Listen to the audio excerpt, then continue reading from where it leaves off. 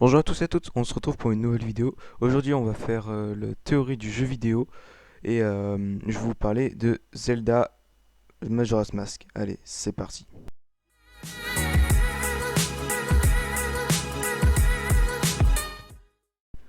Zelda Majora's Mask est un jeu dont l'horreur est présente tout le temps. Les fans de Zelda Majora's Mask vont me dire mais pas du tout, c'est un plein de vie, gna gna gna gna gna gna. Mais non, Majora's Mask c'est un Zelda le plus sinistre de la saga. D'abord pour sa magnifique lune. Ouais, elle fait flipper. Mais il n'y a pas que ça entre Ramoni et Crémia qui ne peuvent pas faire grand chose face à l'invasion de leur ranch par des spectres, les forçant à fuir. Ajou et Kefei, dont le mariage a été empêché par une malédiction touchant le jeune homme, ou encore la jeune Pamela, dont le père s'est transformé en monstre mort-vivant, Gibdo. Donc voilà, ce jeu en fait, il est sinistre. Mais ce n'est pas tout. Oh non. Mais vous savez, les trois masques principaux de la Mojo, du Goron et d'une Zora. Ces masques viennent des morts, plus précisément de leur âme. Et puis avec le chant de l'apaisement qui permet ainsi à ces personnages de reposer en paix, que l'on obtient, que l'on obtient les masques. Ouais. La meilleure illustration de cela reste le statut que l'on peut créer à l'aide des chants particuliers. Vous pouvez créer des statues à l'infinigie de chacun de vos transformations. Et étrangement, le résultat ressemble plus à un monument mortuaire qu'autre chose. Et, et encore plus étrange, Link peut créer une statue de sa forme d'origine, alors qu'il ne peut pas le faire pour les masques autres que ceux obtenus des morts. Moi, je sais pas vous, mais je pense que notre bon vieux héros au chapeau vert est bien décédé, comme il faut.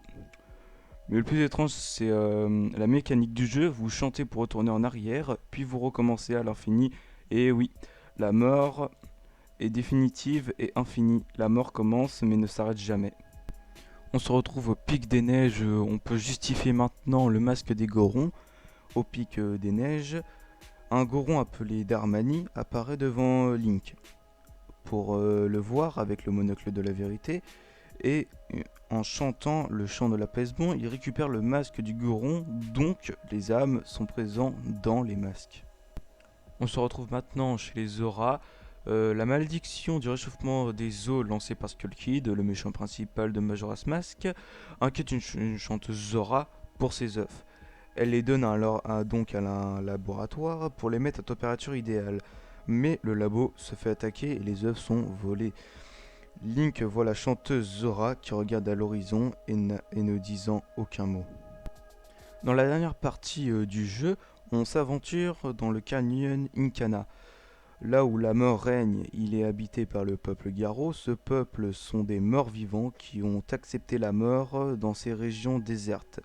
Ils font la fête comme s'ils sont contents d'être morts.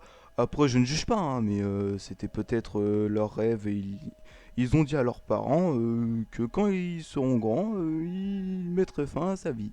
Bah voilà, il est mort, il s'est suicidé. Bon, ok, j'arrête. Et Link, il va lui-même vers sa propre mort. Il va accepter, en entrant dans cette zone, de mettre fin à sa vie lui aussi. Bah voilà, maintenant c'est la fin de la vidéo, j'espère qu'elle vous aura plu. Si c'est le cas, vous pouvez mettre un pouce bleu et vous abonner. Allez, salut!